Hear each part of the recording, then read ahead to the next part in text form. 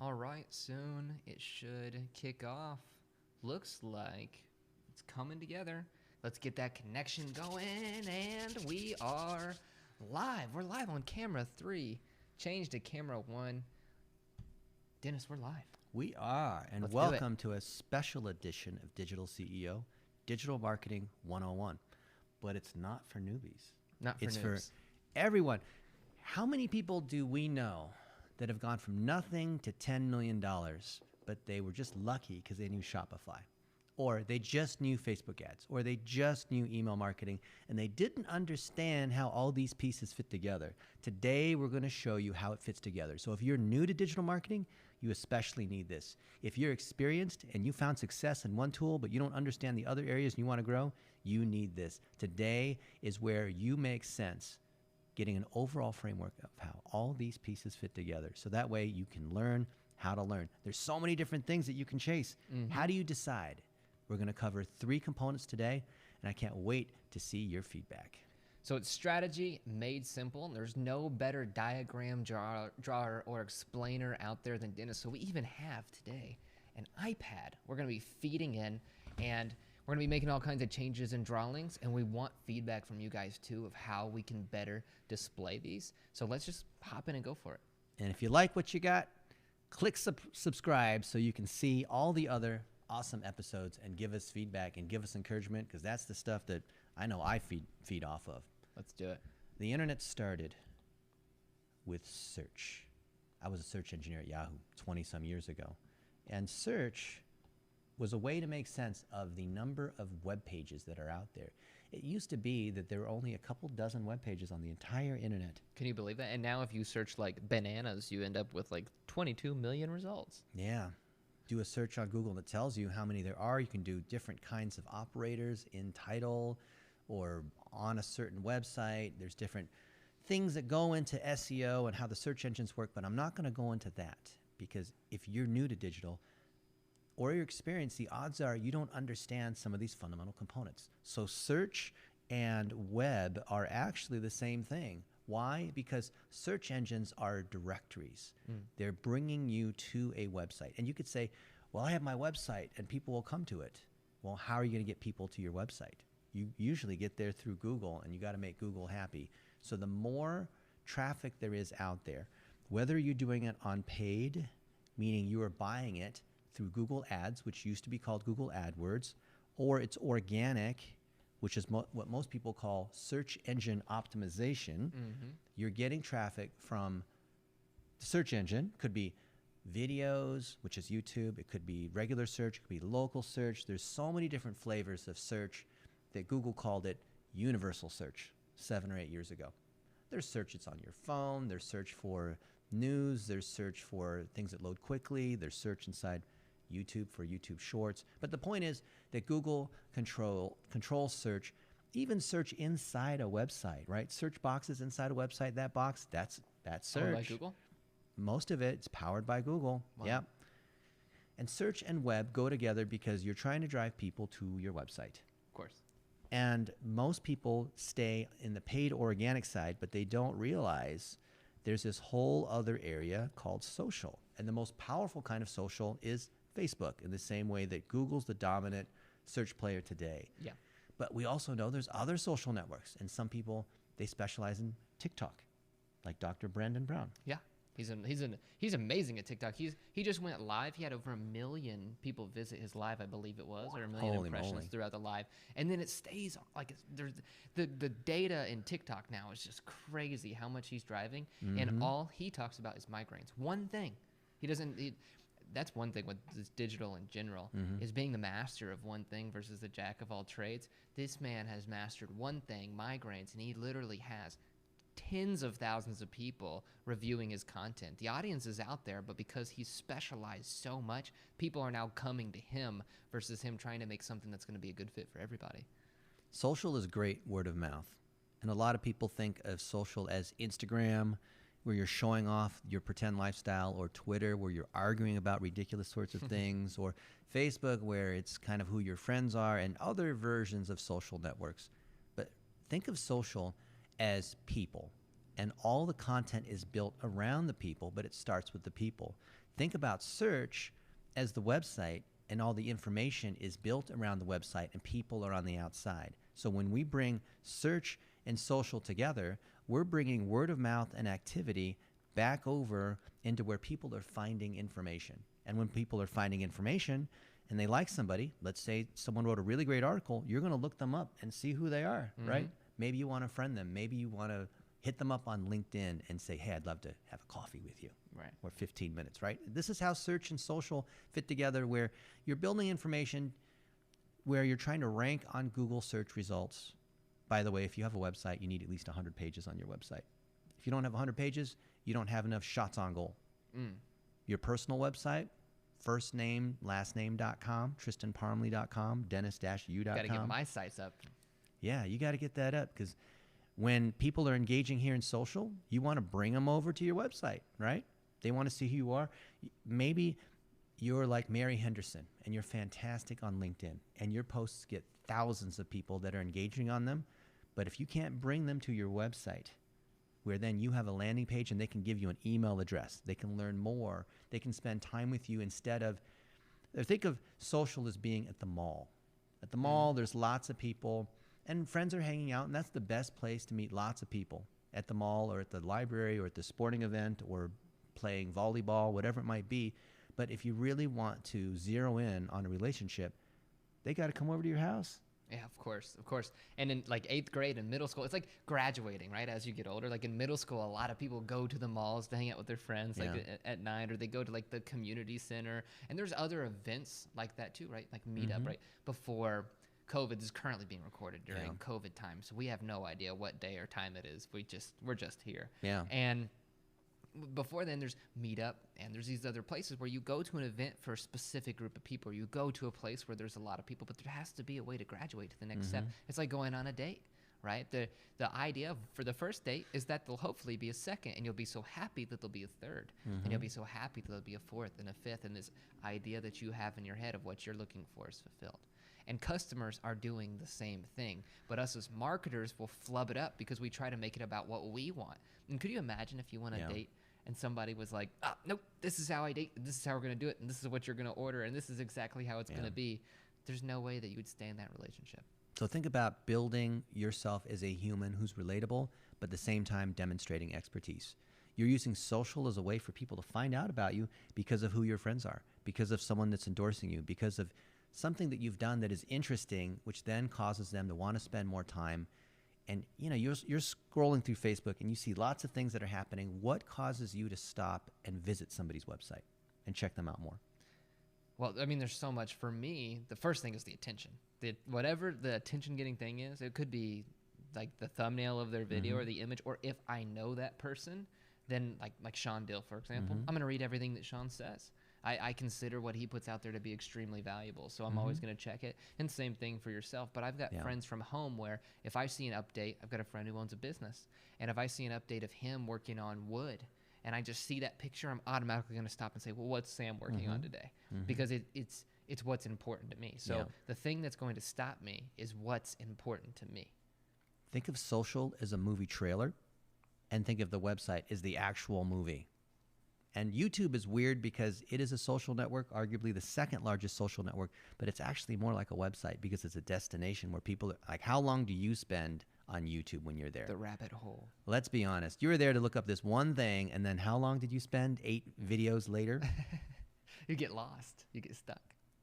A lot of people will say search is better than social because search is closer to where people are purchasing. Someone types in plumber, broken toilet. Well, of course they're looking for someone to come fix their broken toilet where poop is going everywhere and they need someone right now, right? Or someone types in massage therapist Las Vegas. Well, they clearly have something wrong, or they're sore and achy from a long hike. They want to buy something right now. Or they type in Apple MacBook Pro, Costco price, right? They're looking and they're shopping. And so search, where it's directed, where someone has to type something in to make it happen. Imagine you go to Google and you just sit there at the search box. You just sit there. What happens? Nothing. But if you're on Facebook and you're scrolling, they're feeding you stuff. So one of them is push and one of them's pull. On Facebook, You're consuming things. You're scrolling through a feed. Twitter, Instagram, all these other guys are the social network pushing things to you based on what they think you like. Mm. So they think what do you like based on what your friends have done, based on you clicking on Donald Trump videos. Well, you're going to get more Donald Trump videos. Of course. And so based on what you've drawn here too, and I'll pull it up for the audience, for paid and not for paid, but for search and social, Yep. what is bridging those two together other than the obvious awareness of going from meeting who Dr. Brown is or seeing who Dr. Brandon Brown is and then going and looking for him, right? That's what a lot of people would assume is happening. What's actually going on there? There's no exact path of the user's relationship, but generally people are starting on social to find out because there's more time being spent on social than there is in the actual purchase research phase. So when people find out about you on social, top of the funnel, you're not even building relationships yet. Then when they come to your website, that's like someone coming over to your house to deepen that relationship. And when that happens, we go into the messaging channel. And messaging is text messaging, or they've given you an email address and you're messaging them there, or you have a phone number, or it's a chat bot. A lot of people think, oh, the latest thing is chatbots that you can build inside Instagram and LinkedIn. You can build these chatbots, which is against the terms of service, but some people do that. Still do it. And you may even say that on social, hey, the money's in the DMs. It's going down in the DMs. And we're able to go from LinkedIn into messaging or from a website into messaging. And this is where most people miss it. And if you're new to digital marketing, I'm glad you're here because you're not going to make that mistake that see people that have been doing this a long time. It's hard to untrain bad habits. You've got to understand how all three of these fit together. I want you to think of this as like a three-legged stool. What leg is the most important? All three. You can't have a stool without having all three legs. Yeah. And so you need to have all three of these. So think about how search and social drive the community, drive initial conversation where you get someone's phone number. Someone comments on your tweet saying, wow, that was really cool, bro. And a friend of that other person's friend notices that and says, oh, this Tristan Parmalee guy, he's hanging out with Sean Dill. Steve Wozniak, the co-founder of Apple, had some great advice for Tristan this morning. Well, I want to listen to that. I trust Steve Wozniak, who built the world's most profitable company. So he seems to know what he's doing. So clearly, I'm going to see if he's making a message for Tristan and did this whole 1 minute video, then Tristan's probably someone who's, I don't know what he's doing, but man, I think I'm going to go check that out. I'm going to watch some of his Instagram stories. So now we have messaging in here, and think about all the different ways that you can do messaging. You have direct mail, you have email, you have chat, you have text messaging campaigns, but understand that I'd even put groups in here. I know technically that's part of social media, but when people have given you permission to talk to them, that's the best way to think about messaging. And when people have built enough messages with you, enough conversation, then you can say, would you like to come check out my bedroom? Right? Instead of, hey, honey, what's your name? Yeah. I like your shoes, right? Yeah. There's a logical sequence, right? There's a logical next step, just like dating, just in emotions as well. There's a logical sequence that people are going through. And a lot of times as marketers, we'll flub it up because our imagination of what we would like to happen versus what actually happens based on data and analytics gets crossed. It gets crossed and it gets mixed, and it's like we unplug one wire. If I were to just unplug this and just plug it into something else and expect it to go in, it's just not how the signals work. And by the way, Rishan's in here on our live on YouTube. Hello, Rishan. Hey, Rishan. I always like to say, especially for marketers, alive is alive. So if you ever want a shout out, always contribute to the live streams. Always hop on, add something of value for the audience, and then people will actually go to your channel afterwards too. That's right. We're building relationships. And then when we as hosts see the same people show up multiple times, we notice that, right? Especially if those people are contributing value and they're sharing, they're bringing other people in, they're tying in other things that we've said. We notice that. And Of course. That's how you can ask for favors. That's how you can ask that other person to be on your podcast, is contribute value first. When we have enough of these conversations and we built community, now we can drive a sale. So you can see Russell Brunson say, hey, watch me make $1 million in 2 minutes. Yeah, well, you have a big email list and you have a company. So when you do that, all these other people are going to buy because they know who you are. But if they don't know who you are, then it really doesn't matter. You could do the exact same things that Russell Brunson does and not drive any revenue. You could say the exact same words that I say on Twitter or Facebook and not succeed. And people say, but I did exactly what they did. Why didn't that work? Well, you have to have an audience. You have to have some sort of authority. You have to be able to have some sort of connection. Otherwise, I mean, imagine having 0 followers. You can post all day. Nobody's going to see it unless you pay for it. That's right.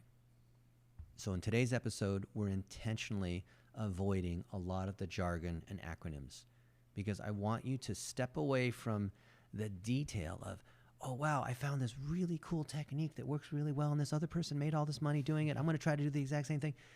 No, it always goes back to the fundamentals. And Tristan and I are lucky enough to know people that have made a lot of money on the internet. And I can tell you, we all start from the fundamentals here. Understand how these pieces fit together. You cannot spend enough time making sure that you have the linkage together. Let's talk about how these pieces fit in a little bit more detail.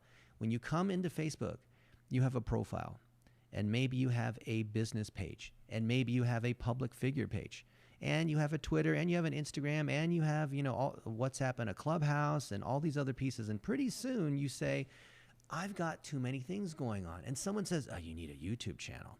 You need to have a website. You need to do these other things with your website and install these other sorts of apps. And you need these analytics, and you need to put in a learning management system, and you need to put in email forms. And pretty soon you've got 15 or 20 different things going on. Am I right? Yeah, pretty soon. And almost none of them are being actually used, or none of them are being invested in by you or your brand. And then you hear somebody wisely, supposedly say, you know what you need to do? Instead of being a jack of all trades, trying to do 20 different things, you need to focus in on just one thing. Get really good at Google Ads, right? Right. Or, hey, you're selling handmade sorts of things. You need to get on Etsy and really master Etsy and get really good at Etsy and the ads on Etsy and everything about Etsy and build a community there.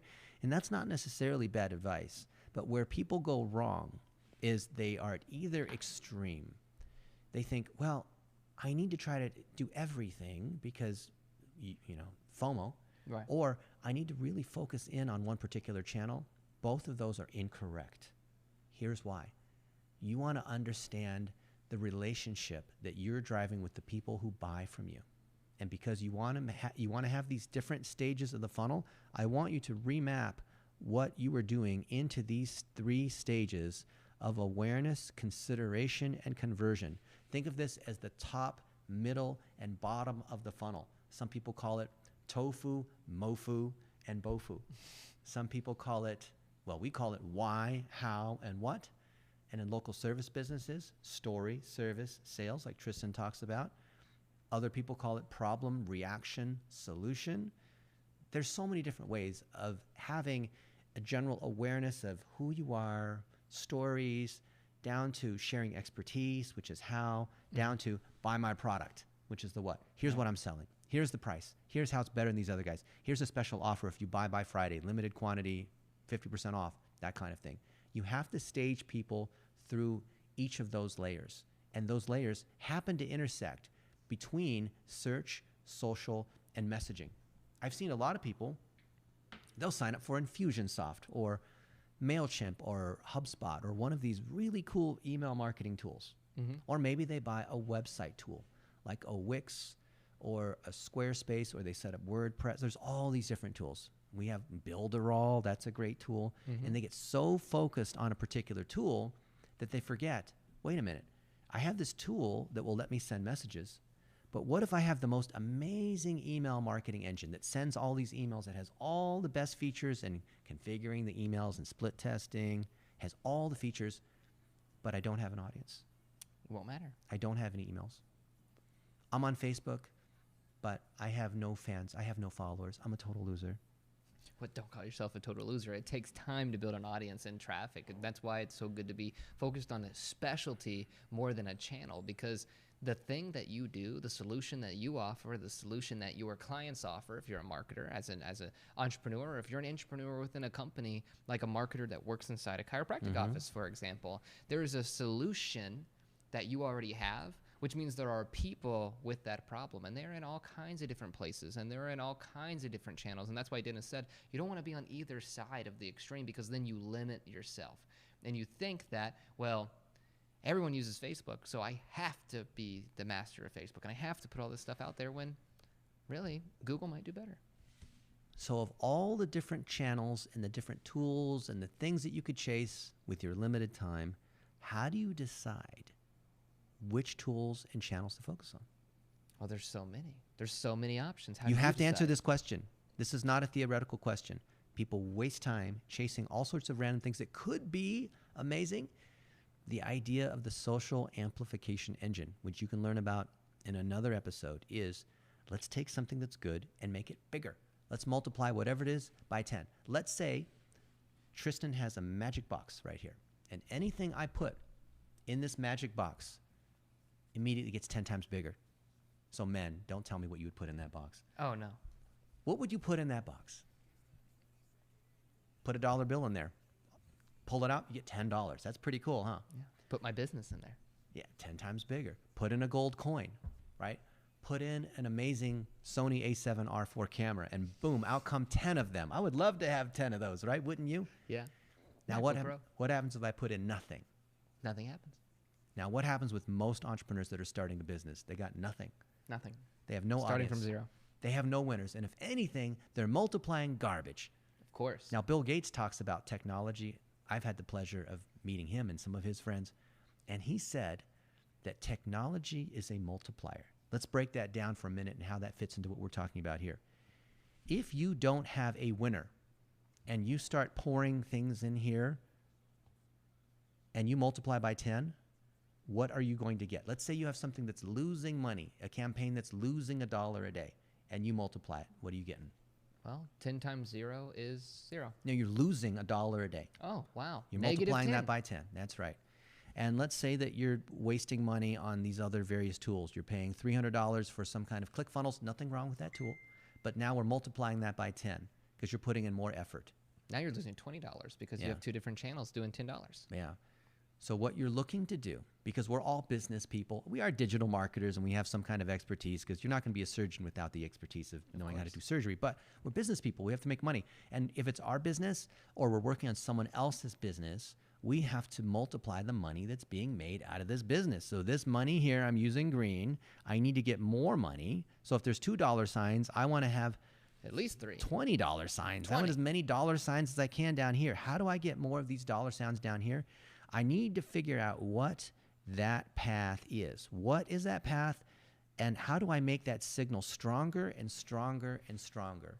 So when you hear people say, find out what's working and master that particular channel, get really good at that one particular tool, the best way to interpret that is to say, what are the things that are driving traffic and conversion at any of the particular steps? Let's come back to this diagram. So there's things that drive awareness. It could be word of mouth. It could be you have a product that's so good that people are talking about it at Starbucks. So one of our friends has a product. It's Nature's Wild Berry, and you put this berry in your mouth and it changes the flavor of everything. It makes something sour taste sweet. It is seriously incredible. We've tested it at workshops. We've tested it with multiple foods. Sometimes Dennis and I will just carry it around and try it with random things just to see how good it is. You've got to check it out. And so you see stories of people that are doing this, and we've captured this. That's awareness, because they went to a conference and they saw it. They saw a friend doing it on Instagram and TikTok. Then consideration, how much is this berry? Can I really lose weight? Like all these other people are losing weight because instead of using sugar, they're taking the berry. They're eating their vegetables. They're having their coffee without sugar in it, right? Mm-hmm. So they're getting healthier. And then conversion, where do I buy it? Well, I can go to natureswildberry.com and use the coupon code Tristan for 15% off, because we interviewed Hank, who's the founder of Nature's Wild Berry. And so we're going to trace this journey all the way through.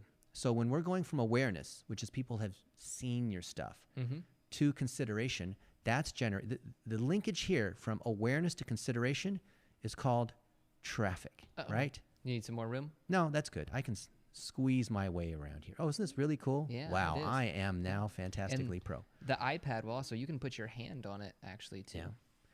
So I want to make sure you guys don't miss what I'm talking about here. To move from awareness to consideration is generating traffic. And to go from these conversations into conversion, that's the conversion rate.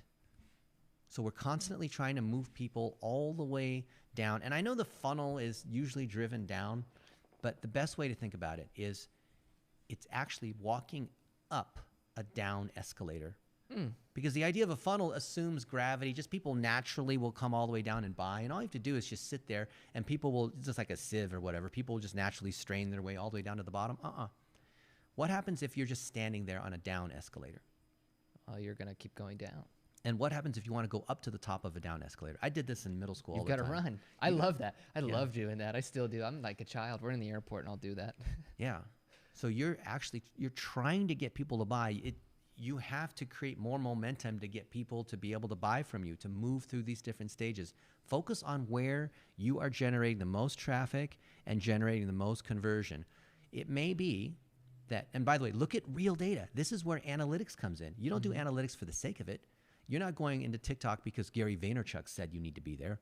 You're looking at where your actual traffic and conversion is. So if you find that Facebook is what's driving you actual traffic that drives to messages where people are buying and they're coming to their shopping cart, take the thing that's doing well and let's make it bigger.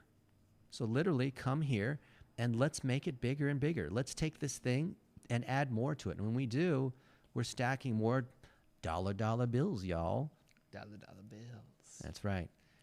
I work so hard, I don't get tired. I got six jobs. That's right. I got $6 bills. Never thought I'd see the day that Dennis would be quoting rappers, but I've now officially turned him into a rap music fan. That's right. Cruising down the street, smoking endo, sipping on gin and juice, laid back. All right. My mind on my money and my money on my digital marketing fundamentals 101. I want you guys to think about how all these pieces fit together. You need to be able to have expertise in whatever area is generating real, measurable, current traffic and conversion for your business or for your client's business. But Dennis, what if I just started, or what if my client just started? If I'm an entrepreneur or an entrepreneur and they've never done anything in digital before, maybe the business is established, but the digital presence is zero. No Facebook, no Instagram, no YouTube, not even a website or Google listing, but business exists. What do I do? You don't.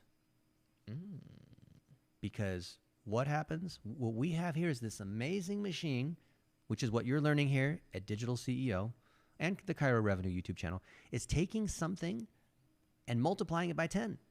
So what if you have 0 and multiply by 10? Do you really want to do that? No. And the people that don't have, and you ask a great question, the people that don't have any traffic and aren't really making money, those people are called wantrepreneurs. They expect the most, they pay the least, they're the hardest to deal with. They will drive you out of business. If you're an agency, if you're an employee, they'll say like, wow, we could be this big and make millions of dollars. We're going to start a new social network, Tristan, right? We could have 1 billion people on it because look, Facebook made $100 billion. Of course. Actually, Facebook made $1.3 trillion. That's what their market cap is. And what if we did only 1% as good as Facebook? Don't you think we could do 1% as good as them? We only need to get 1% as many users. And instead of 1.3 trillion, we take 1% of that, and that's $13 billion. I mean, I'd be happy with $13 billion. I could do a lot with $13 billion. See, that's a entrepreneur dream kind of thing. That's called top-down analysis. What we're looking at is taking something that is working measurably in their Google Analytics, in their Shopify, in their point of sale, in something that has some kind of digital anchor and signal, and we're going to multiply that by 10. And so this is relative to digital marketing, digital CEO, point being digital. If something isn't established yet, 0 business presence, meaning, oh, it's my first year in business as well, this office doesn't exist, or this startup doesn't exist, and neither of these other assets, then there is no digital CEO because there's not even a regular CEO, if that makes sense. There's not an in-house, right, CEO for this brick and mortar or for this other business that you might be coming into as an agency, as an entrepreneur, or you might be getting hired into as an entrepreneur. And oftentimes people would just get hired in, figure it out, do some marketing. If we do this thing, it's going to totally make us money, right? If we post on Facebook 8,000 times a day, which Dennis has debunked in this video already. So I think that's important because a lot of people will try to argue and say, yeah, but I'm a startup or I've just got started. And the point is, you cannot amplify or multiply zero. You will always end up with zero. So you have to be able to set the metrics up to be able to track and see what's going to happen. And so before you ever start any kind of engagement or any kind of campaign, you've got to measure. Before the surgeon operates, we've got to take an x-ray and take the blood. Now let's look at this example.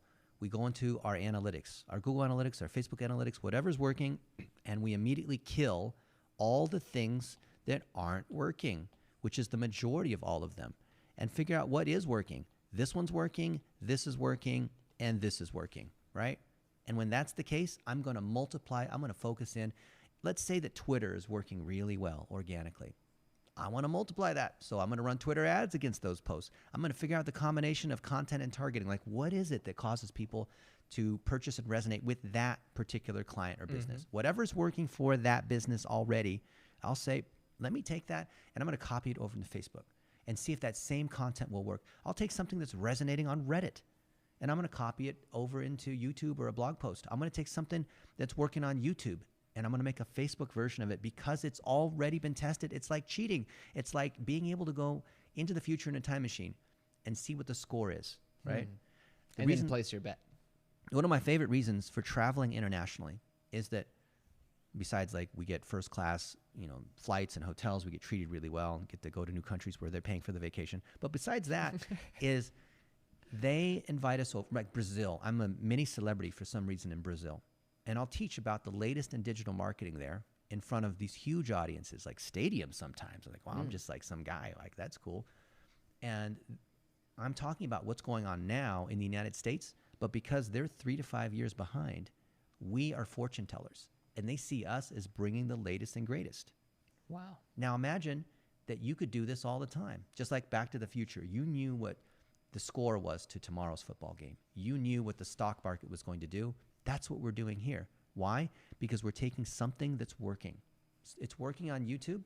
Something is trending. Something is driving sales. And we're going to copy it over into email. We're going to create something that's similar. We're going to keep duplicating with small adjustments. So if there's one video that's working really well on YouTube, let's learn why that's working and let's make other videos. Let's keep making better variations. There's a certain keyword that's ranking on Google for us. Let's figure out other derivative topics that are very similar to that for that same audience that they might resonate with too. Let's collect their email address so we can tell them about other things that are related to that topic. And that actually helps us niche down. The paradox is that in order to be able to grow and specialize down, we have to go outward and expand that existing audience, expand to other sources. If we find that this cool viral video is working on TikTok, or we have ads that are working on TikTok, why wouldn't I copy that to Instagram? Why wouldn't I go to Facebook stories? Why wouldn't I take that same creative and just literally copy it over into YouTube? Why wouldn't I paste that into a blog post so it can rank on Google? You see how this is a multiplier? So the idea of 10X isn't a Grant Cardone thing. It is key to this Digital Marketing 101, fundamentals of how search, social, and messaging all fit together.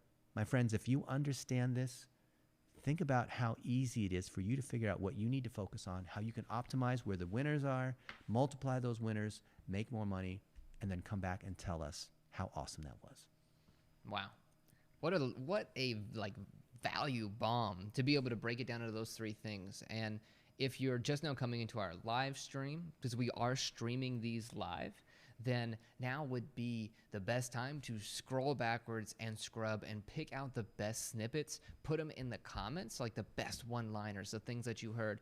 We had a couple questions in here too about things being a good analogy. Focus on the money-making tasks is a comment we had from Abdul. And yeah, that's amplifying what's working, right? The idea of 10xing anything is take whatever you want to do, whatever's working, and multiply it by 10. And I think you made that as simple as possible. So what would Digital Marketing 102 be? What can we expect at the next level of this kind of training? Analytics. How do you look at the data and figure out what to do with it? Because this step here is understanding the fundamentals so you know generally where to look. But once you know where it is, what do you do with that? That's what we're going to cover in another episode on analytics. Guys, if you enjoyed this episode like we did, click subscribe, leave us your comments, show us some love, because we're coming back. Even if you're watching this a year after it originally aired, we're still watching the comments. We still love to see what you guys are thinking, because we're going to make more content based on what you tell us you like. Exactly. And if you're coming a year from now, 2 years from now, 5 years from now, the same timeless principles are still going to apply with search, social, and Messenger. There might be a little bit more. There might be somebody who has the hot hand like a TikTok does in 2020, but it's all going to be the same. And now you have the power to use it for the businesses you're working on, the businesses that you're working in, and the businesses that you're working for to make a bigger impact in the digital landscape. This has been an awesome episode of Digital CEO. Dennis, thank you so much for filling it with value again and again and again. We'll see you guys in the next episode. Cool. All right, good. 35 minutes.